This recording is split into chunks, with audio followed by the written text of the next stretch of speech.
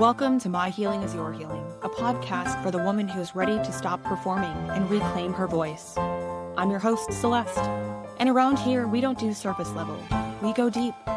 Each week, we'll explore concepts like self-discovery, radical honesty, and the kind of healing that rewrites your story from the inside out. This is a space for truth-telling, for remembering who you are, and for coming home to yourself, louder, braver, and more radiant than ever. So come as you are, and let's do this together. Let's begin. Welcome back to My Healing is Your Healing. I'm Celeste, your host. Today, we are diving into something that does not just live in your mind. It lives in your body, in your breath, and your nervous system. We're talking about overthinking. And if your brain ever feels like a web browser with 107 tabs open, 10 of them are frozen, and you have no idea where the music is coming from, this episode is for you. Because overthinking isn't just a personality quirk. It's not just how your brain works. It's actually a survival response. It's your nervous system's way of trying to protect you by clinging to control, by bracing for worst case scenarios, and by rehearsing every possible outcome just in case. Because a nervous system that doesn't feel safe will look for safety through certainty. And here's the truth. You can never think your way into peace. No matter how many times you replay the conversation, or you rehearse the outcome, or create the perfect plan, peace doesn't come from your mind. It comes from presence, from safety, from coming home to yourself. So in today's episode, we're going to explore how overthinking becomes a cycle of self-abandonment, how it's rooted in perfectionism and fear and trauma, people-pleasing, and the need for control. And most importantly, how to interrupt the spiral and return to your body, your truth, and the present moment. So, what is overthinking really? Overthinking is a repetitive, anxiety-based cycle that just tries to create safety through mental control by predicting, preparing, and problem solving for every possible outcome. It's definitely not a sign you're broken. It's just a sign that your nervous system is in survival mode. And it often stems from a few core patterns. The first one's trauma. When you've experienced unpredictability, betrayal, or danger in the past, your brain just becomes hypervigilant. It starts trying to scan the environment for threats and outthink pain before it happens. Second one is perfectionism. Overthinkers often carry the belief that if I can just do it perfectly, I will be safe. So you spiral through every possible version of what you could say or do or wear or choose because you're terrified of getting it wrong. And the third one is people-pleasing. If your safety or belonging once depended on keeping other people happy, your brain just works overtime to anticipate what others need or expect. Overthinking becomes a way to just avoid rejection. And finally, 4, control. When life has felt chaotic or unpredictable, control becomes a false sense of safety. Overthinking becomes a way to micromanage your world, even though that often creates more anxiety instead of less. So what does overthinking look and feel like? It shows up in 1,000 different tiny moments throughout the day. It's replaying conversations over and over. Why did I say that? Did I sound weird? I should have said this instead. Or future tripping, obsessing over what might happen, running through every worst case scenario and creating 5 different mental scripts for one conversation. It could show up like second guessing every decision. Whether it's what to wear, what to eat, or what text to send, every choice feels like it's high stakes and impossible to get right. It could look like constantly seeking reassurance. Is this okay? Do you think I did the right thing? What should I say? And you're outsourcing your intuition because you don't trust your own voice. You might have paralysis in small decision-making. Even choosing a Netflix show can feel overwhelming, so you just sit there stuck. There's a fear of resting because rest feels unsafe. Like if you let your guard down, you'll fall behind or you'll miss something or you'll lose control. You don't even know what it feels like to be still in your body without guilt or panic. And the final one might be compulsive researching or Googling, or even better, asking ChatGPT to help you make a decision. But here's what I want you to know. Overthinking is not your identity. It's just a symptom. It's your nervous system doing what it was wired to do, to keep you safe. And just because it's familiar doesn't mean it's true. I know we say this in a lot of the episodes. And just because you've lived this way for so long doesn't mean you have to keep living this way. So today, we're going to unravel this cycle gently and slowly, without shame, without judgment, and offer you tools to begin to return to yourself. Because peace doesn't come from controlling your thoughts. Peace comes from learning to be with yourself differently. So let's talk about what overthinking actually costs us, because it unfortunately costs us a lot. First, it costs us time. Time that we could be spending doing other things, living our lives, feeling connected, or just being still. And instead, we get caught in these mental rehearsals and reruns, and that time, we don't ever get it back. It costs us presence when you're constantly in your head, spinning out about the future or ruminating on the past. You're not in the moment. You may be sitting across from someone, looking them in the eyes, but you're not really with them, connecting. You're somewhere else entirely. You're trapped in thought. It costs you joy. How can you feel the sweetness of a moment if you're constantly scanning for what could go wrong? Overthinking keeps you in a low-key state of anxiety, trying to micromanage your life so much that you actually forget to feel it. Even happiness feels dangerous because your nervous system is just waiting for the other shoe to drop. And sleep, oh yeah, robs you of sleep. You lie awake, replaying that one thing that you said or didn't say. You plan 37 responses to a text message you haven't even received yet. Maybe you wake up at 3 a.m. and the second your eyes open, your brain just starts churning. The only way to quiet it feels like reaching for melatonin or wine or scrolling until you can't think anymore. But the stillness never comes, just exhaustion. It costs you creativity. When your brain is constantly in problem solving or prediction mode, there's no room for play or wonder or imagination. Overthinking and creativity cannot coexist because one thrives on fear and the other needs this freedom. It costs you confidence. When you second guess your every move, you start believing that you don't know what is best for you. You can't access your own truth because you've buried it under layers of self-doubt and mental rehearsing. You stay silent when you want to speak, but you hesitate instead of choosing. You think yourself out of your own voice. And finally, it costs us connection to partners, to friends, to family, to love. You're so busy figuring out how to show up the right way that you don't ever show up as you. You're editing instead of expressing. And that creates a distance, not because you're too much, but because you're just not present. But maybe the biggest cost is this. It reinforces the belief that you can't trust yourself, that you need to think it through a little bit more, to research a little bit longer, ask one more friend, and it puts distance between you and your intuition.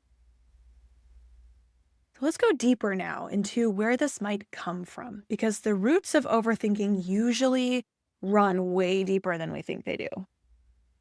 If you grew up with trauma or unpredictability, maybe your home didn't feel emotionally safe, or maybe love was conditional and your nervous system learned how to scan for danger. You were trained to brace, so you overthought as a way to prepare. If I can just be ready for anything, maybe I won't get hurt.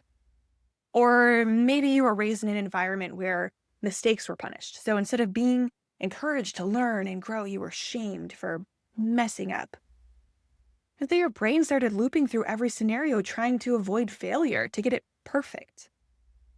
Maybe you had to become a caretaker too early to your siblings, to parent your own siblings, or even to your parents.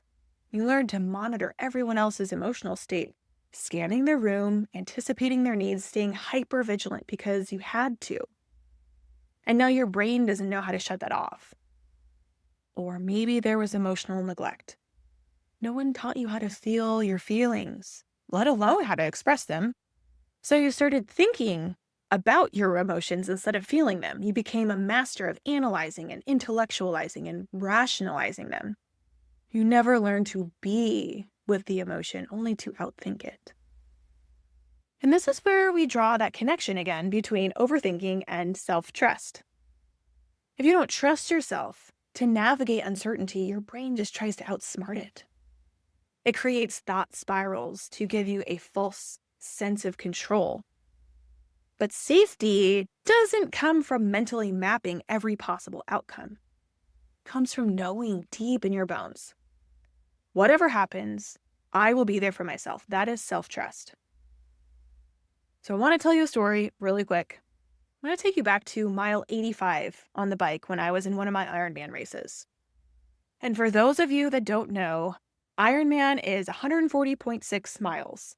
It starts with a 2.4 mile open water swim, sometimes in the ocean, sometimes through rough surf, followed by a 112-mile bike ride through hills, headwinds, heat, and then it ends with a full marathon. Yes, 26.2 miles on tired legs.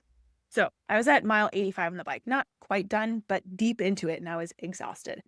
I trained for this, I knew the course, but my mind was spiraling.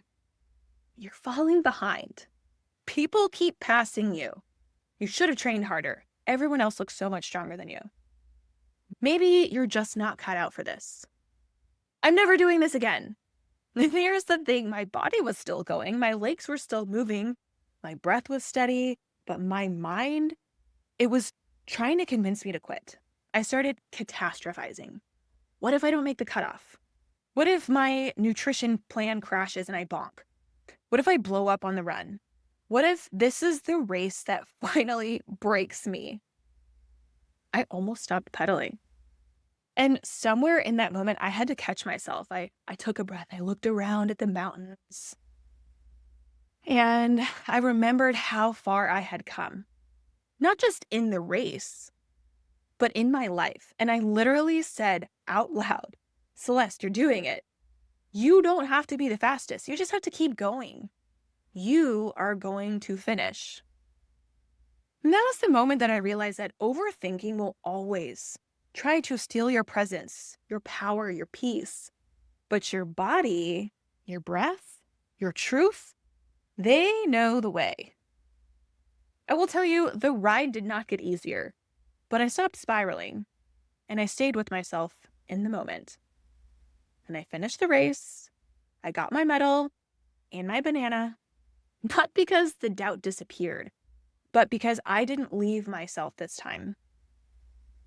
So if you've ever been caught in a storm of your own thoughts like that, let this be your reminder. Peace is not found in the perfect plan. It's found in the moment you choose to stay with yourself. One breath, one choice, one small return at a time. Okay, so let's bring this home with today's toolbox segment. I have 3 practices for you, 3 tools to help you recognize the spiral, to interrupt it, and to come back home to yourself.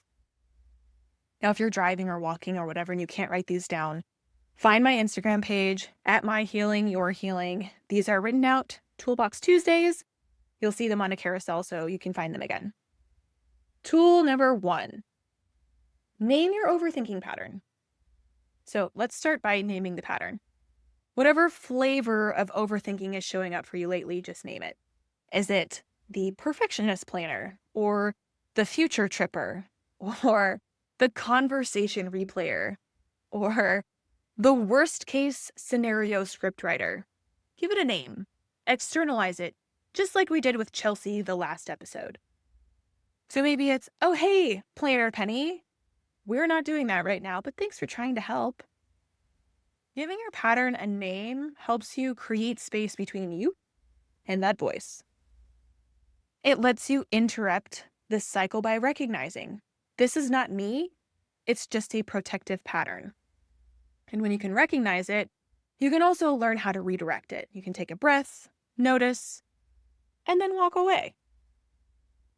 Tool number 2, interrupt the loop. Once you notice that this spiraling is starting, ask yourself out loud, is this helpful or is this a spiral? Then physically interrupt the cycle. Move your body, shake your hands out, stand up, walk around the block or say stop out loud, and then ground yourself.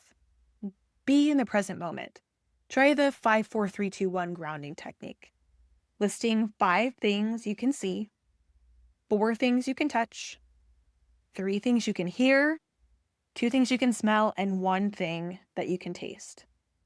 This sensory reset brings you back into the present moment because the spiral lives in the past or in the future, but you, your peace, your power, they live right here in the present.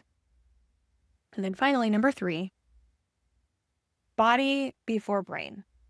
Like we said before, your body knows. So instead of staying trapped in your thoughts, come back to your body.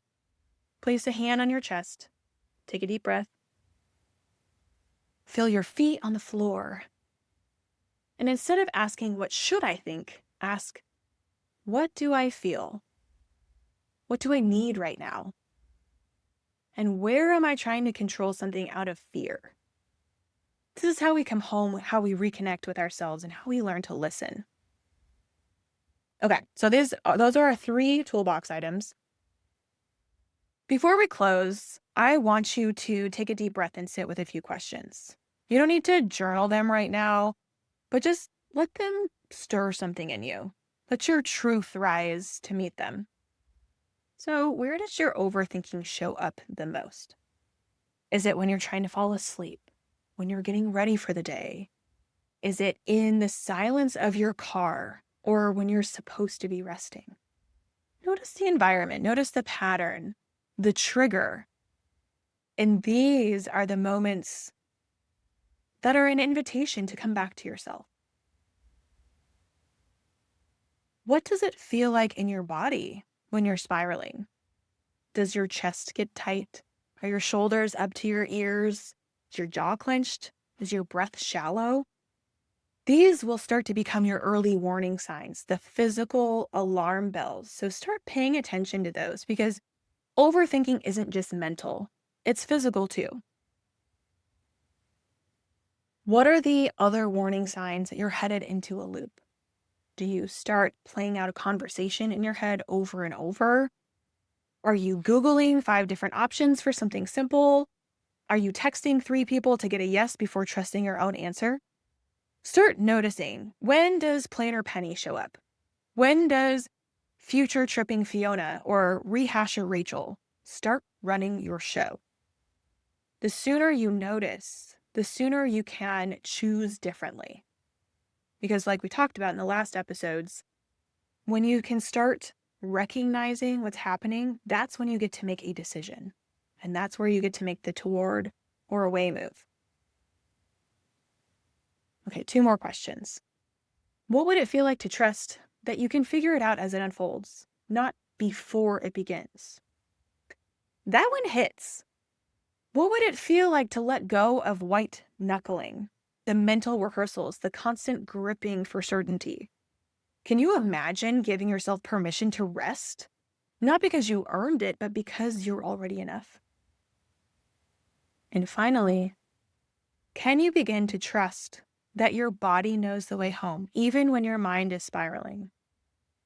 Can you take your hands off the wheel just a little and remember, peace does not come from being perfect. It comes from being present in the moment.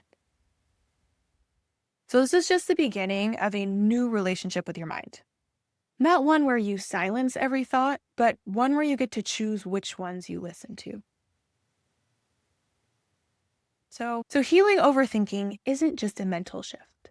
It's a full nervous system shift. It's learning to stay grounded in uncertainty, to hold yourself gently in the in-between, and to build safety from the inside out. It takes time, but it starts here, with noticing and naming, with pausing, with one small return to yourself at a time. So, if this episode hit something tender in you, good. That means you're waking up. You're not broken. You're just ready to find peace beyond the spiral. If this resonated with you, share it with a friend who gets stuck in her own head too. Tag me on Instagram at myhealingyourhealing or shoot me a message. I would love to hear what landed for you. And especially if you would like to be featured in a story on this podcast, let me know. Until next time, keep showing up, keep growing, and never forget, you were not meant to dim your light.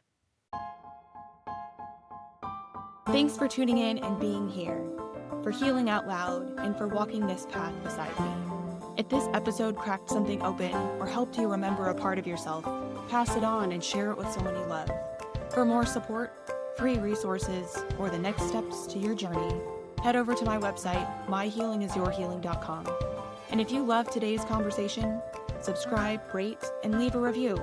Your words help this space grow and help more women find their way home to themselves.